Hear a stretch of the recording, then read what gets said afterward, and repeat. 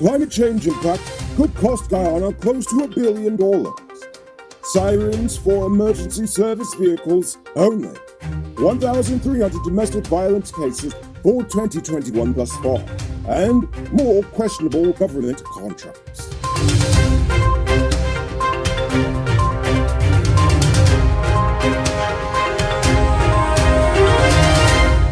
I am Enrico Pulford and welcome to tonight's edition of Uncut News. Do you see news happening? Send us a tip on WhatsApp at 592-659-6151. According to the 2015 Climate Resilience Strategy and Action Plan for Guyana, climate change will increase Guyana's average annual rainfall and exposure to weather-related disasters. They estimate that an extreme event like the 2005 flood could cause over $800 million in losses and harm more than 320,000 people. The 2005 flood caused an estimated $465 million in damage, or 60% of the GDP at that time, and affected close to 275,000 people, or 37% of the nation's population. It was caused by an already saturated soil being exposed to some of the heaviest rainfall the country had in its recorded history.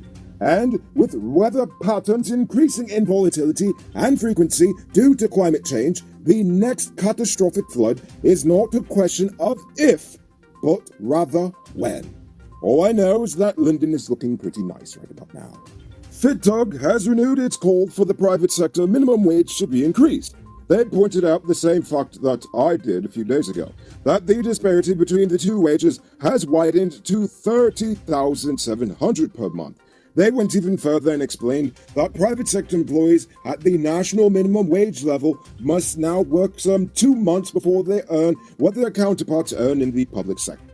Although there was said to be agreement on the matter of increasing the private sector wages, the private sector has nonetheless voiced its concerns about the move, blaming the Rona's impact on their businesses. The Environmental Protection Agency and the United Nations Food and Agriculture Organization have been called in to determine the cause of the significant decline in fish being caught offshore Guyana. The Ministry of Agriculture requested their help after finally deciding to recognize the problem. They have since offered their full support in solving the issue, whatever it may be. But again, how much do you want to bet that the massive increase in shipping traffic in an area that has had limited activity for thousands of years may have some sort of impact? But again, what do I know? I am just a cartoon. Gold mining company Mohammed's Enterprise has just landed a $614 million contract for the construction of the Guyana Fire Service's new headquarters on Homestretch Avenue. This is the second major contract they've landed for the year, as the Home Affairs Ministry also gave them a $1.2 billion contract to reconstruct prison lots at the Lusignan prison. Construction on the Guyana Fire Service HQ begins by December 1st and should be completed within 14 months.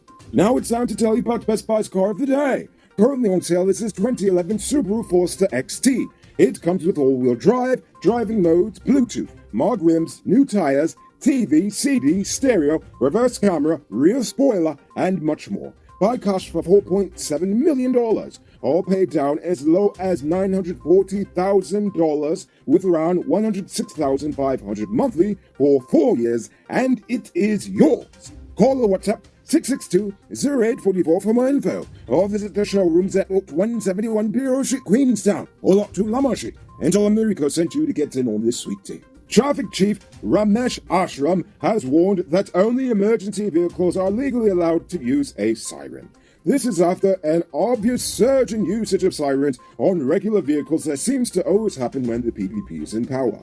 Ashram said only on-duty ambulance, fire, and police vehicles are allowed to use them, and only when they are actually on duty and en route to an emergency. And if any official wants to use a siren on their vehicle for personal use, they need to get permission directly from the Ministry of Home Affairs first. When offenders are caught, however, they are not punished, but asked by the police to take down the siren. 54-year-old Shwavash Goldchand died in a fire around 3 this morning at his home in Enterprise on the East Coast. The cause of the blaze is currently unknown. Nevertheless, the fire service stated that the heat from the fire was so intense that it severely damaged 2 vehicles parked adjacent to the house, as well as burning down the home. Here's a story that's near and dear to my heart. Ha-ha! Leslie Ramsamy wants the High Court to set aside the default judgment granted in the libel suit brought against him by Enrico Woolford. Not Enrico Woolford, Enrico Woolford. Last August, Justice Fidela Corbin Lincoln granted a default judgment to Woolford, awarding him $150 million. According to court papers, Ramsamy was sued over an article printed in the Guyana Times in which he alleged that he, Woolford, was a part of the big rig of 2020. Woolford is also suing the Guyana Times, saying that he had no involvement in the rigging whatsoever. Hey, I'm interrupting this program to let you know that not all truck parts are created equal. Some does work hard without any problems for a long time, while others does make your truck break down quick and got you running your pockets again. Get genuine high-quality parts from Powered Automotive Truck Spares and Engine Parts and extend the life of your repair. They're the authorized dealer in Guyana for Hammer USA products like brake valves, clutch discs, universal bearings, and others. Visit them at 1161 EE Eccles or call them on 697-0171. Powered Automotive, the #1 truck and engine parts store in Guyana. If you didn't know, well, now you know. Minister of Human Services and Social Security Dr. Vindhya Prasad says that more than 1,300 reported cases of domestic violence have been recorded this year so far, at least up to the end of August. The ministry has recorded an increase in the number of reports through its toll-free 914 hotline. That is the number to call if you see your neighbor lashing the picnic or their spouse. Again, that number is 914. So easy to remember, so easy to save a life. Well, on the topic of depressing numbers, it's now time for today's Runner Report. Today, the nation recorded 89 new cases. There are now 983 persons dead, 14 in the ICU, 1,525 in home isolation. And the total number of confirmed cases around the nation now stands at 37,613. So please, people, wash your hands frequently. Avoid touching your nose and mouth and mask up before you leave the house. When you do leave home, try to avoid enclosed spaces and large crowds, and remember to give 6 feet of space between you and others.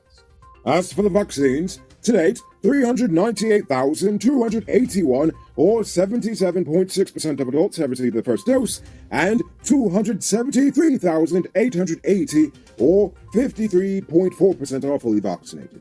As for the adolescents, 28,930, or 39.7%, have received their first dose, and 20,112, or 27.6%, are fully vaccinated. And now for our stupid news of the day. You know what I think is stupid? The fact that a radio station and a gold mining company have been awarded multi-million-dollar construction contracts all within the span of a few days. However, it should not be surprising given that nowadays everyone and their mother is a contractor. At first, I was upset at the government and automatically assumed it was all about linkages. Now, don't get me wrong. I do still believe that this is definitely all about linkages. But the situation in Ghana is a bit more nuanced than just plain old corruption. Yes, we do have established construction firms, but almost every project they've done has been substandard and often delivered late. You have to admit that given how bad the construction industry is in Guyana, it makes sense that the government wants to try someone new. But they can't give every single project to foreign contractors because A, it makes no sense economically, and B, that would eventually trigger riots in the streets because you all would be mad about them giving all this money to foreigners. But you're a big-time government minister, and you want to build your big fancy project. So, what are you going to do? Well, of course, you'll give the contract to your friend. Well, why, he's a good businessman, so he'll find the right team even if he knows nothing about construction. And since he's Mimati, I can keep him close and make sure he does the job right. So, it should not be surprising that established Guyanese businesses with PPP connections are now moving into construction. Because right now, construction is the hottest thing in Guyana. So business people and politicians aren't looking at things such as ethics or fair competition or any of those nice words the American diplomats like to use every time they pass by. Everyone there is looking either at the profits if they're in business or staying in power if they're in politics. All that is to say, that I'm not even upset at these businessmen for deciding to diversify their operations. I am upset with the established construction industry in Guyana and the people in power that allow that environment to flourish. You can multiply your cash by selling digital top-up. This is a legit way you can earn some extra money at your business or to supplement your current hustle. Become a top-up vendor quick and easy through Cellular Plus. Call them on telephone number 685-3109 for more info. Moving on to our Uncut News poll question of the day. Every day we pose a question about current events in Guyana, the region, the diaspora, and how you feel it relates to us. So, you give your responses in the comments, and we'll read the best ones in the following episode. Yesterday's question was, how should City Hall find means to make some money? Ron Glasgow said, the City Council should put measures in place to collect taxes owed to them by parties that just aren't paying. They also got to look at their systems to see where they're wasting money. Their accounts need serious analysis to discern just how much money is spent and unaccounted for. Fix their systems before trying to institute new systems. Then they could talk about additional means to raise revenues. I agree, and so does Dhanraj Mohan. He says the city needs to collect outstanding taxes from businesses and take fees from boats doing taxis on the waterways, a flat fee, yearly, and to ensure that vendors pay the fees. And finally, GT Biker also says that they can start by collecting the taxes owed before they do a current property evaluation and enforce collecting those taxes. So, for tonight's question, if it isn't apparent by now, we have a serious problem with gender-based violence in this country. What can we do as a people to change the culture around domestic violence in Guyana? Think about that question and tell us in the comments below. If your response is good enough, we just might feature it in our next episode. Anyway, that's all the time we have for tonight, and check us out tomorrow for another episode. Until then, I'm Rico Bulford saying good night, folks. Hey, Uncut News viewers, thanks for watching.